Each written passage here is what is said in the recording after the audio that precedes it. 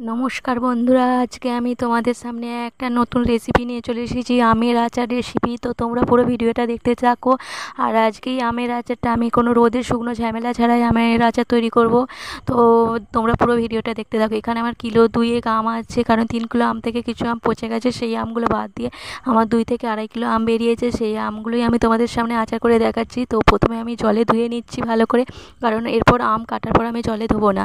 কারণ হচ্ছে আমি জলের পর ধুলে জল নষ্ট হয়ে যাবে, আচার বেশি দিন থাকবে না। সেই জন্য আমি আগে থাকতে ধুয়ে শুকনো গামছা দিয়ে মুছে নিচ্ছি, কারণ আমি রোদে যেহেতু শুকনো করব না, সেই জন্য হচ্ছে আমি এইভাবে পদ্ধতিতে করছি। তোমরা চাইলে এইভাবে পদ্ধতিতে করতে পারো। যার কাছে বেশি টাইম থাকবে না, সঙ্গে সঙ্গে খেতে ইচ্ছা করছে, এইভাবে আমের আচার তৈরি করে খেতে পারো। তো আমার কাছে বেশি টাইম ছিল না রোদে দেওয়ার মতো, তো সেই জন্য আমি এইভাবে করে ফেলছি। তাড়াতাড়ি আজকেই কেটে আজকে সঙ্গে সঙ্গে আমের আচারটা তৈরি করে ফেলছি। তো বন্ধুরা, এখানে অনেকগুলো আম পচে গেছে আর আম হচ্ছে পাকা পাকা হয়ে আছে। তো আমি শক্ত শক্ত আম যেগুলো সেইগুলোই নেবো বন্ধুরা। তো আমি ভালো করে আমের খোসা ছাড়িয়ে নিচ্ছি। তো তোমরা দেখতে থাকো আর তোমরা আমার পাশে থেকো আর পুরো ভিডিওটা দেখতে থাকো। তো এইভাবে প্রত্যেকটা আম কেটে নিচ্ছি বন্ধুরা, আর প্রত্যেকটা আম থেকে আমি 4টে করে ফালি করছি, বেশি সরু করছি না। তোমরা দেখতেই পাচ্ছ, কারণ মোটা মোটা করে আমি করবো, তাহলে মোটা মোটা করে করলে খেতে ভালোও লাগে। আর কি বলো তো বন্ধুরা, রোদে শুকনো করলে কি বলো তো, অনেকটা শুকিয়েও যায়। তো একদিন রোদ খালে সেটা ঠিক আছে, রোদে শুকনো করলেও দেখবে রসটা শুকিয়ে যায়, একটু ছিপড়ে ছিপড়ে হয়ে যায়। সেই জন্য আমি আজকে অন্য পদ্ধতিতে করছি, মানে সঙ্গে সঙ্গে কেটে কাঁচা অবস্থায় আমটা তৈরি করছি আচার। তো বন্ধুরা, এইভাবে আমার প্রত্যেকটা আমের আচারের জন্য আম কাটা হয়ে গেছে। তো তোমরা দেখতেই পাচ্ছ, তো আমার সমস্ত আম এইভাবে কাটা হয়ে গেছে। আর প্রত্যেকটা আমকে আমি 4 ফালি করে কেটেছি, একটা আমকে 4 ফালি করেছি। তো দেখো, এখানে আমার সমস্ত আম কাটা হয়ে গেছে। এরপর আমি একটা জায়গায় পাত্রের মধ্যে তুলে নেবো। তো সমস্ত আম তুলে নিচ্ছি, তো তোমরা দেখতে থাকো।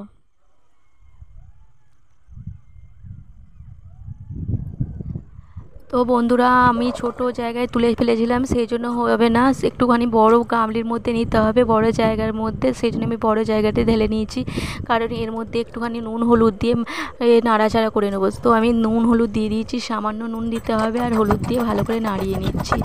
তো ভালো করে নাড়িয়ে নিতে হবে, যাতে প্রত্যেকটা আমের মধ্যে নুন হলুদটা সব মানে মিক্স হয়ে যায়। তো ভালো করে নাড়াচাড়া করে নিচ্ছি, আমি হাতের সাহায্যে নাড়াচাড়া করছি না, তোমরা দেখতেই পাচ্ছ। আমি ভালো করে ডেস্কির দুদিকটা ধরে নাড়াচাড়া করে নিচ্ছি। তো বন্ধুরা, আমি প্রথমে চলে এসেছি, এরপর চলে এসেছি কড়ার মধ্যে। তো আমি শুকনো কড়ায় হচ্ছে জিরে 5 ফোড়ন ভেজে নিচ্ছি।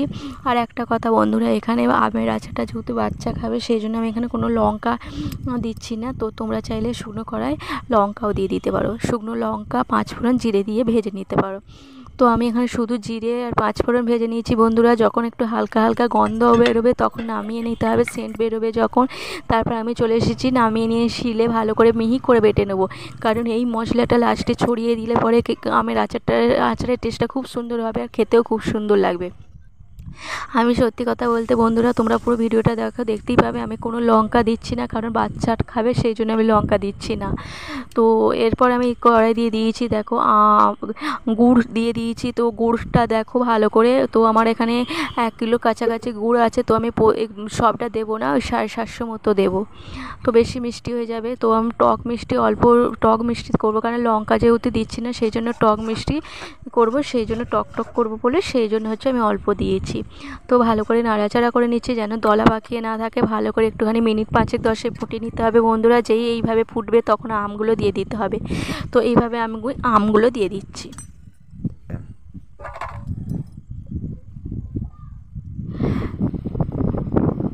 তো বন্ধুরা, আমগুলো দিয়ে আমি এরপর ভালো করে নাড়াচাড়া করব। আর তোমাদের কার কার আমের আচার খেতে ভালো লাগে সেটা অবশ্যই বলো। আমার তো খুবই ভালো লাগে।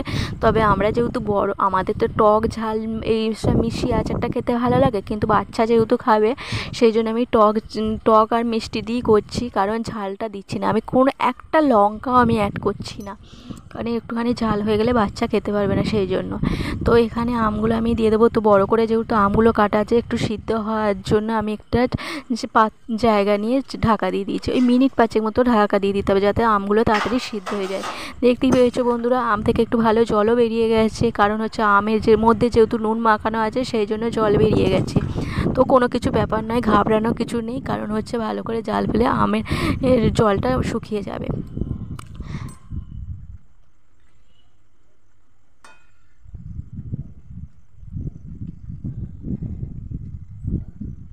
তো এর আগে আমি আমের শুকনো করে আচার করেছি। আমি অনেক রকম আচার করি, তো শুকনো করেই বেশিরভাগ করি। তো আজকে আমি অন্য পদ্ধতিতে করলাম কাঁচা আমের আচার। তো রোদে শুকনো ঝামেলা ছাড়াই আমি আচারটা তৈরি করছি, তোমরা দেখতে পাচ্ছ। তো এইভাবে বাড়িতে তৈরি করতে পারো।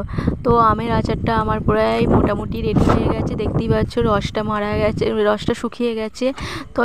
তো এরপর আমি দিয়ে দেবো এখানে ভেজে রাখা মশলা গুঁড়োটা।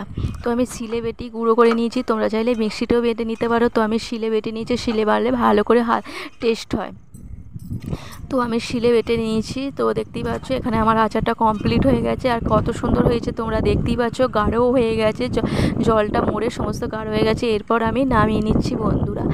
আর তোমাদের কেমন লাগলো দেখে ভিডিওটা অবশ্যই বলো, ভালো লাগলে লাইক কমেন্ট আর শেয়ার করো। আর এখনই ভিডিওটা দেখে কি জিভে জল চলে আসছে? তো সত্যি কথা বলতে আমারও রান্না করছিলাম যখন জিভে জল চলে আসছিল। তো আমি কিন্তু এখনও পর্যন্ত খাইনি, তো টেস্ট করিনি। তো পরে খাওয়া হবে, তোমাদের সাথে আমি শেয়ার করলাম। তো তোমাদের কেমন লাগলো অবশ্যই বলো। আর ভালো লাগলে অবশ্যই বাড়িতে তৈরি করতে পারো এইভাবে। আর বাচ্চারা খেতে চাইলে না ঝাল দিয়ে এরকমভাবে আচারটা তৈরি করতে পারো। বাই।